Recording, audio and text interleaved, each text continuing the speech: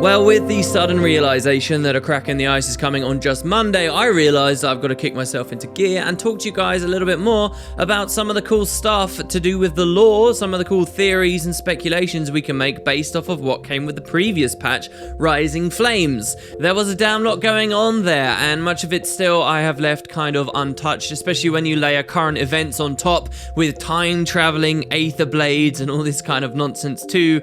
I guess there's really quite a lot to say.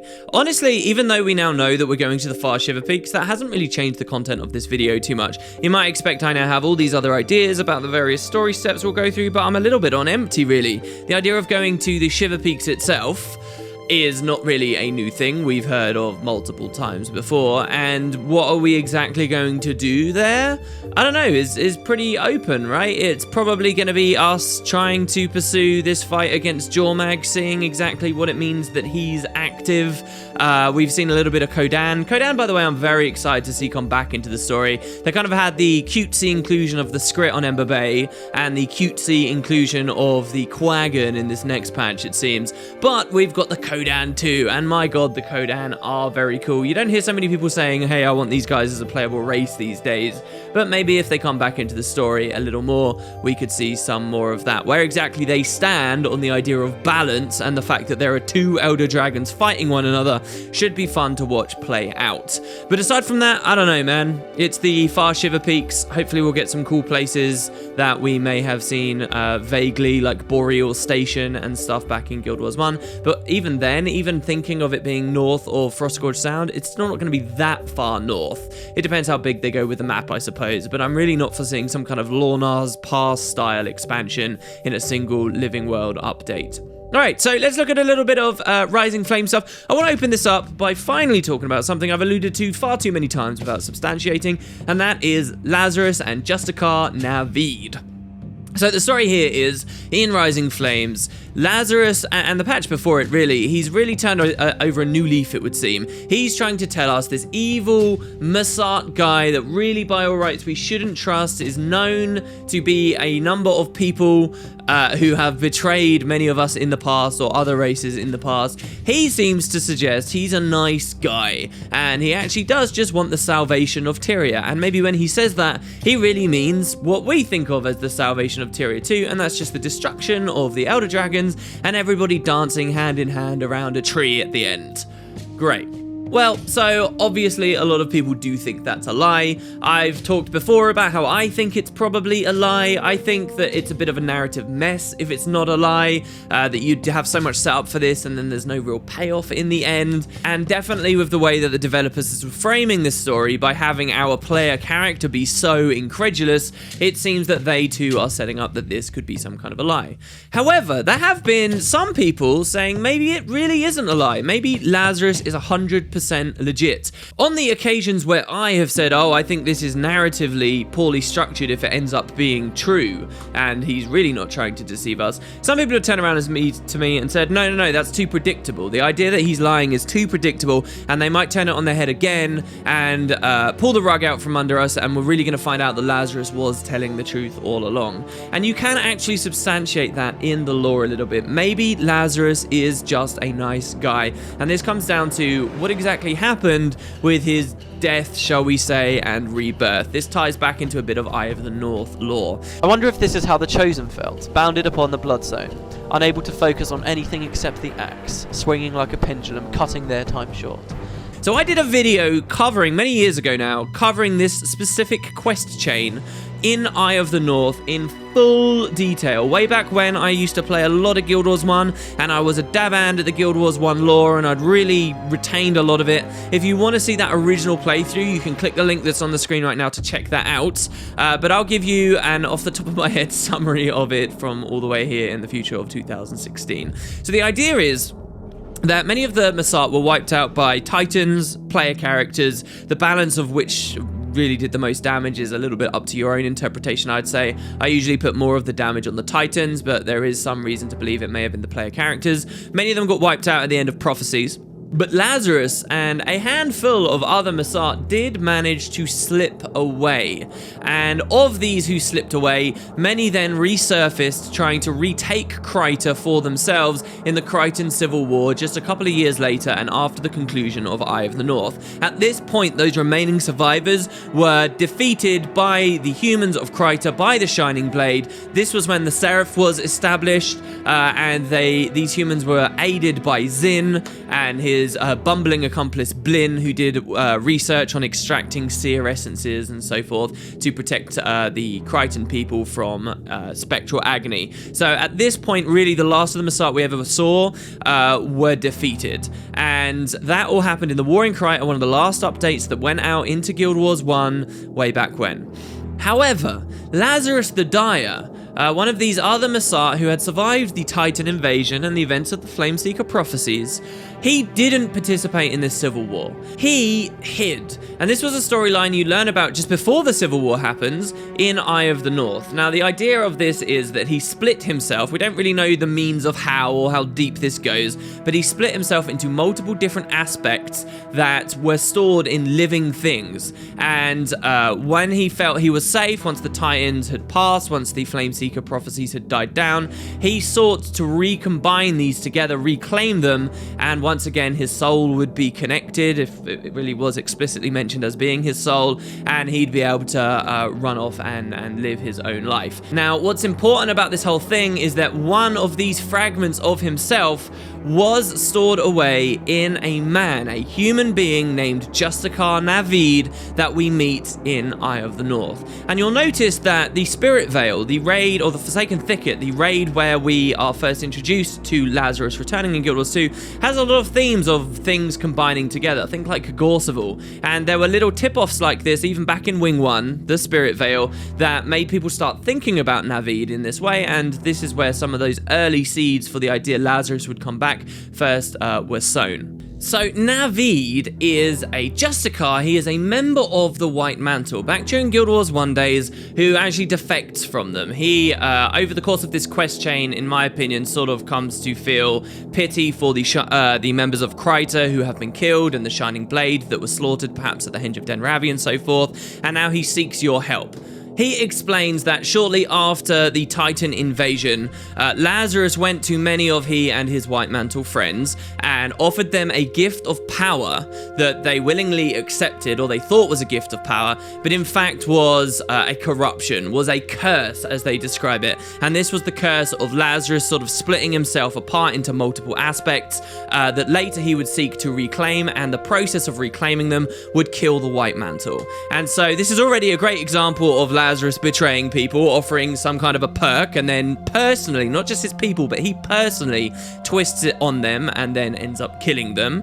And Navid is the very last one. Interestingly enough as well, and this should affect your perspective of Lazarus too, Lazarus isn't just any old Masat. Navid seems to think that Lazarus is one of the more powerful of the Masat. And certainly Lazarus was one of the three that first appeared to Saul and helped destroy the Char invasion of Krait.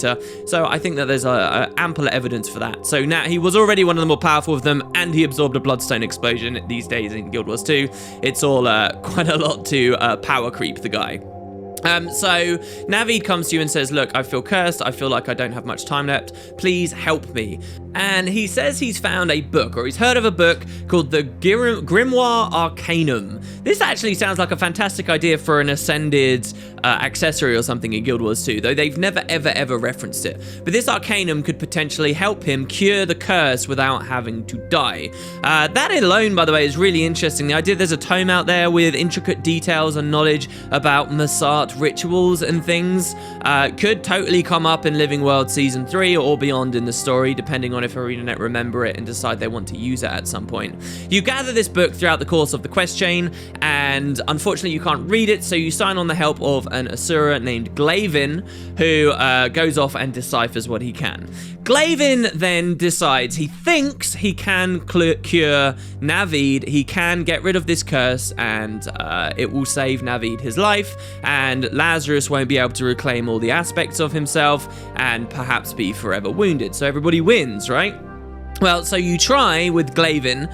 Glavin demonstrates, by the way, that the Asura can interpret Masart writings, potentially, or these ancient writings, which I think is pretty cool too. But in the course of the ritual, Glavin fails. He doesn't quite manage to do it. Naveed comes away from the experience worse off. He is still cursed, but Glavin does say that somehow they might have changed the curse a little, and that's very important, and I'll get back to that later. So as the quest chain continues on, you come to speculate that perhaps now when Lazarus, because this curse has changed slightly, Lazarus, when he takes it back into himself, he might harm himself. He might be wounded, and this could be a positive anyway, even if Naveed does lose his life. And that's essentially what happens throughout the rest of the quests. Naveed is waiting for death. Many White Mantle, angry at his defection, Calm, you try to lure Lazarus into a trap. But eventually, Lazarus arrives, takes this essence back into himself, realizes that something's wrong. And this is the point that he gives his very iconic dialogue about how countless generations will suffer for our actions on this day. Lazarus's dialogue is actually really interesting to look back at in Guild Wars 1, because he's so goody two-shoes right now in Guild Wars 2. He's so goody two-shoes. But listen to this, okay? When we meet Lazarus in Guild Wars 1, he says this. He says, "Pitiful humans, my brothers are dead, but I will tolerate your existence no longer." Naveed begs for our lives and says, "Wait, it's me you're after, Lazarus. There's no need to harm these people any further. I surrender to your will." And Lazarus says, "Surrender? That was never an option. Your only choices are death and death. You are a tool that has served its function. Your usefulness has ended. Disappear now from this world." If that doesn't sound like a line he could easily repeat to us in Guild Wars 2 once we've defeated a couple of Elder Dragons, I don't know what is. Justicar Naveed says goodbye, and then at this point Lazarus realizes that something has gone wrong, and he says, "My power has twisted upon itself. What have you done to me, accursed human? You've done this to me. I will not forget. Countless generations will suffer for your actions to this day." And that's kind of how it ends. You have a little bit of a conversation with the Asura that was helping out, and there we go. So, what does this mean for Guild Wars 2? Well, here's the theory. The theory is that corruption, that twisting that Glavin the Asura inflicted upon Naveed, what this corruption specifically was the two souls of these two characters intertwining. Again, I take you back to the Forsaken Thicket, to the Spirit Veil. Not only do we see this idea of different aspects of things combining together like Gorseval, but it's all to do with spirits and souls, and we're seeing a big relationship, a big link here. And maybe Lazarus actually is good now, because that power twisting upon itself, this corruption that knocked him out for 250 years until the White Mantle intervened and Zera intervened. What that actually was a human soul getting mixed together. That change was Masart and human combining, and then Lazarus took it into himself, and the Lazarus we know of today is infused just a little bit with Naveed, and the sympathy and the respect for humans and other forms of life and the niceness that goes along with that. And that is why Lazarus is different now. The Lazarus we heard saying you are a tool only useful for one thing, blah blah blah, maybe that guy is kind of gone, because there is a little kernel of hope and life and truth within him. And so that's the theory. Maybe this is all a big double bluff from the devs. Lazarus really is a nice guy. Again, I like the idea. I just think the devs have to do a lot in Guild Wars 2 to remind Guild Wars 2 players of all these Guild Wars 1 stories. Otherwise, it's going to fall really, really flat. You guys watching on my channel here will be hyped over this kind of stuff and enjoy it, but not everyone remembers it. Hell, I hardly remember it.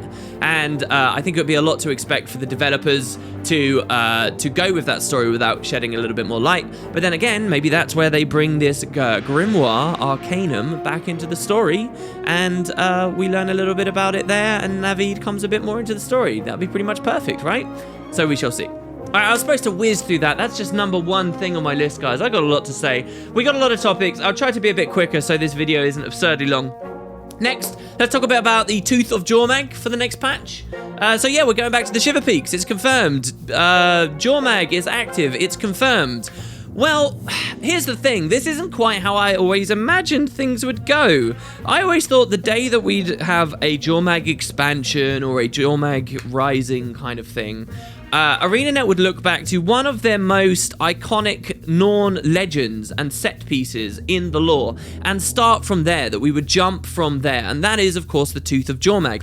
You guys should remember this, hopefully. In the center of the Great Lodge in Holbrak is a Tooth of Jormag that was rendered from the dragon by a great past hero of the Norn, and has always been placed there in Holbrak to serve as a reminder to the rest of the Norn that the dragon can be beat. And when the day comes that someone arrives in Holbrak with the craft or the strength to actually damage this seemingly invulnerable tooth, that would be a signal to the Norn that it is time to go home. And the Norn as a people would rise up and take back their homeland, take the fight to Jormag. It's just that so far, this tooth has been unable to be damaged by anyone, no matter how many try in Holbrak for years now.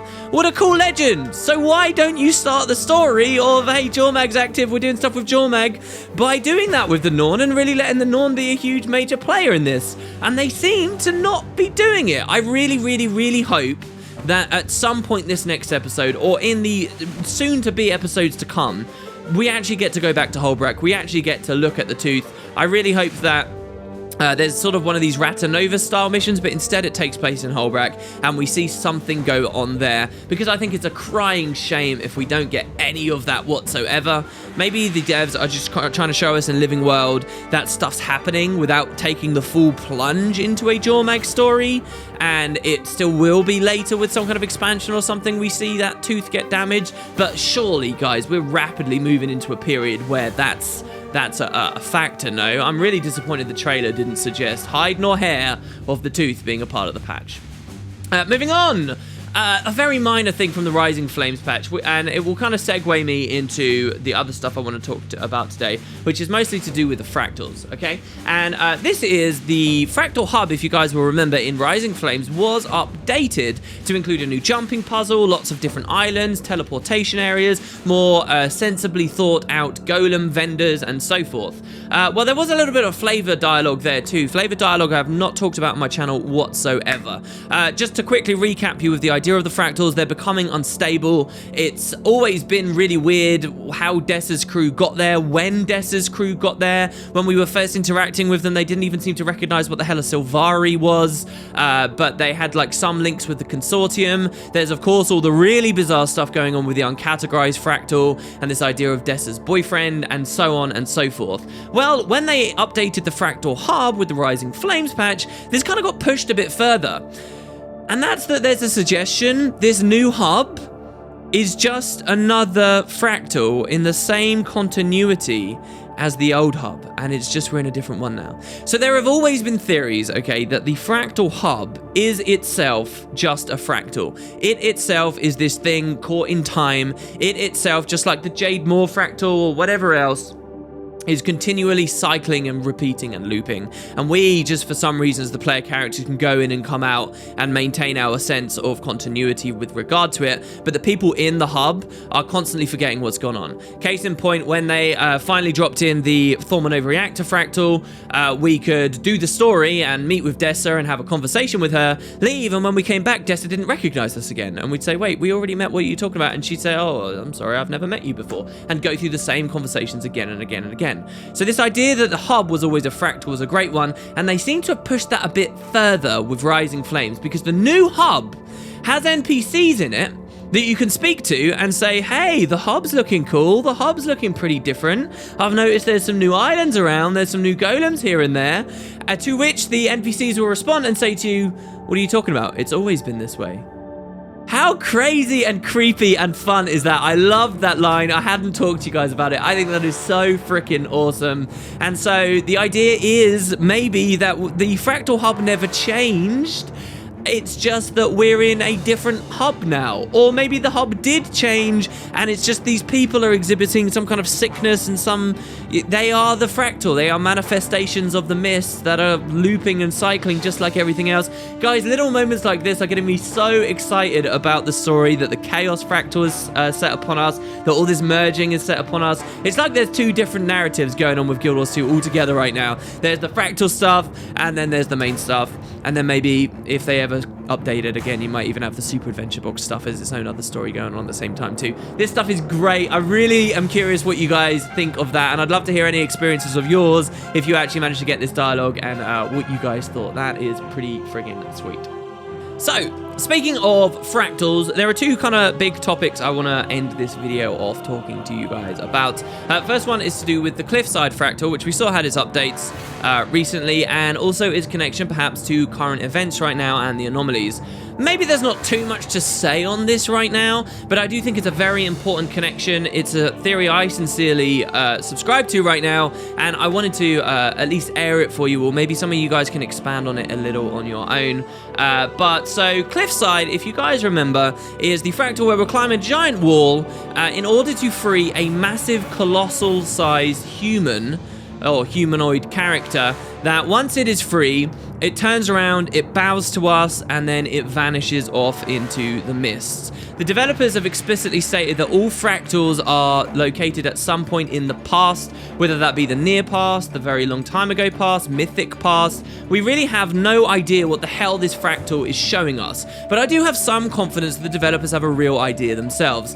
Some have suggested this is to do with Cantha, that the cultists seem kind of Canthan, that the environment seems kind of Canthan, that maybe this is an area of the world that we've never even seen before. But one thing I think current events are slowly making clearer to us, and that might be that these anomalies, this new race we seem to be seeing born out of the magical overflows in living creatures, maybe this Colossus is the origin point of the anomalies, or the end point for what anomalies eventually become, or some great deep story about the origins of magic and the creatures that created it in the very first place. Remember, everything we hear about magic right now is a closed loop. Elder dragons consume and then they release. They consume and then they release. We still don't have a true origin story of magic, or the true purpose of magic, or some of those really deep meanings. And I'm beginning to believe that the Cliffside fractal is the key to unlocking it all. That giant guy,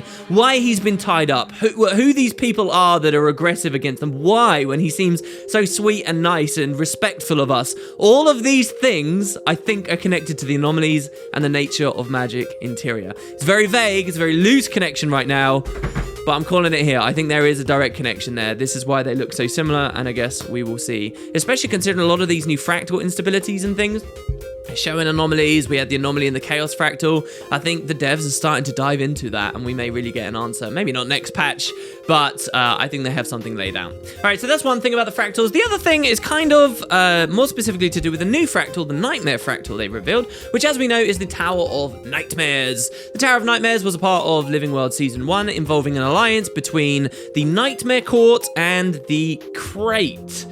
Now, both of these guys are kind of interesting. Scarlet set this up for the development of toxins and poisons she could use to wreak havoc, specifically with Lion's Arch in the end, to cover her assault with the Breachmaker, to dig into the ley line, to direct magic to Morgemorth, to wake him up, and so on and so on and so on. But it is kind of an interesting pairing. Both of these two peoples, I would say, have had interesting ties with magic and dragon corruption. We've also had current events recently, which did tie a little bit more into the Krait. So I'm going to throw you some disparate facts, some information here. Hopefully you guys will see the parallels I'm drawing, and then we'll talk explicitly about it in a second. All right, first you got the Nightmare Court. These aren't interesting to talk about so much, but they do exhibit resistance to dragon corruption, all forms of dragon corruption, except Morgemorth's, and of course they're now going to be vulnerable to any remaining dragons, since that Morgemorth influence seems to have spread out everywhere else, which we've talked a little bit about before. But let's look at the Krait, okay? So here's fact number one about the Krait. The Krait were the earliest known possessors of the Blue Orb. The Blue Orb is a very unique artifact in that it somehow has the capability of also resisting dragon corruption. Perhaps not corruption from the deep sea dragon, but he doesn't seem to be anywhere around us or care about us right now, so that's totally cool. But these guys have the earliest known connection to that. It's not the Lagos, it's the Krait. The Krait had the Blue Orb. Even if they just found it, how did they just find it? Why were they the possessors? They seem to have some kind of connection with this idea of resisting dragon corruption. We also, in current events, have the Krait oil. So if you remember, you get to choose. Do you use the Shadow Stone on yourself to try and remove this excess magic, which seems to exacerbate the issue, by the way? Or do you have Krait oil, which on the surface just seems like snake oil and totally useless, but actually does work. The Krait oil does fix your issue. It stops you seeing anomalies. It seems to have some potency in reducing excess magic, in resisting magic corruption. And if this is one and the same as dragon corruption, maybe this is demonstrating something here, guys. Maybe this is demonstrating that the Krait have somehow found the key to surviving dragon corruption and have some deeper understanding of magic and the cycles of magic in Tyria that we don't know. This is a very cool idea to me because the Krait have long time always been the most black enemy, villains are villains type characters in this franchise. The developers were very clear about this before Guild Wars 2 came out. They were designed not to be a shade of grey. They're just evil. They're just twats. They're just bastards. And so the fact that they also might have such a deep, intricate connection with what we really need to know is very, very exciting to me, particularly considering they come from the deep sea itself, a bastion of mystery and curiosity. But let's look even further, okay? You've got the obelisks. Let's listen to this. Is some of my favorite lore about the Krait. It comes from just before Guild Wars 2 came out. Hasn't really been demonstrated too well in game, though the Krait obelisks were talked about a bit with the Tower of Nightmares. So listen to this. This is verbatim from ArenaNet. They say that Krait obelisks are massive slabs of stone that can only and rarely be found on the unending ocean's floor. They are made out of a unique and smooth, dark stone with no symbols on them and are of unknown origins. They are the focus of Krait religion on Tyria, as the Krait believe these obelisks mark the places where their nameless, abyssal prophets have ascended into a mystic world. However, land-dwelling scholars theorize that the obelisks are ancient monuments to important Krait figures of the past rather than being mystical in nature. Krait are known to once have built their pillared cities around these obelisks, worshipping at these monoliths until they were driven out of their homes roughly 50 years ago. So take that information, okay? Take this awesome information about the obelisks. Look at how religiously they guarded and embraced the idea of the blue orb during the personal story too. I think that the obelisks are truly significant. I think the Krait do have somewhere back in their history a real connection to someone or something that could handle elder dragons and understood magic on a very deep level. I think they are significant. I think there was a whole story going on in the depths of the ocean during the last Elder Dragon Rising. We're hearing more and more about those days recently. We went to that Masat stronghold in the Rising Flames patch. We learned about the Masat's perspective on what happened. In Arar Path 4, we learned about a lot of what the Jotun, the Seers, the Forgotten did in that last fight. But what was happening under the ocean? What was happening with the deep sea dragon during the last Elder Dragon Rising?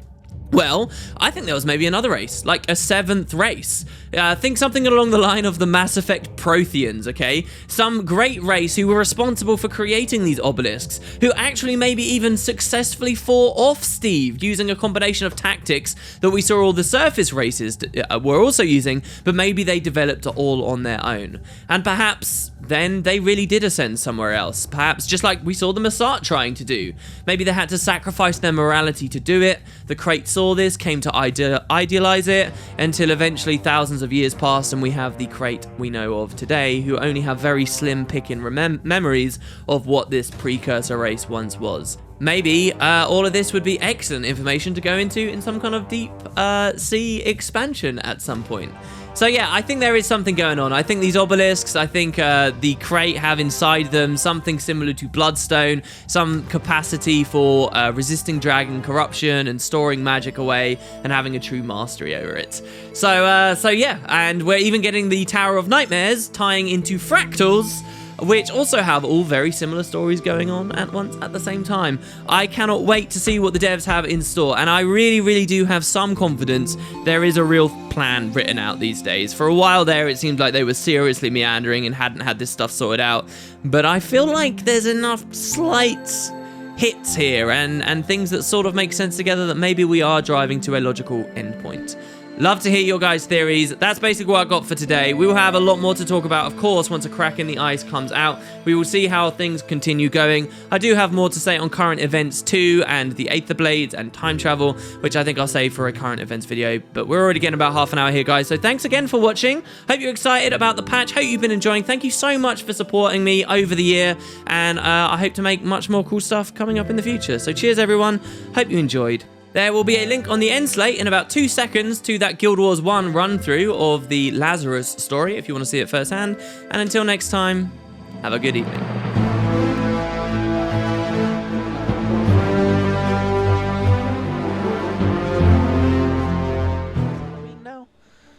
Oh no, somebody did leave a comment saying that this drops all year round now. It's just a special type of pink dye that drops elsewhere. But yeah, anyway, what they with Saul D'Alessio, how he used to be a drunk and a gambler, and how he sort of got exiled from Krait, and he was wandering around in a forest, and that's where he first found the Messart, and that's how the Messart first came to the white, formed the White Mantle essentially through Saul D'Alessio, and they dressed him in robes of white, and he left, and he claimed he had the answer to all of Krait's problems after the royal family left and all that stuff. Well, the people do argue that maybe this nameless forest that they're talking about was perhaps somewhere around here. I mean, if you think about it, we've got Vlox's Falls here, and this is all Krait here. This I mean, that's Sanctum K. This is Riverside Province here. It's all Krait. We're not too far away from it. And even the Tarnished Haven, which is down here, which you could argue is a fair distance from Krait.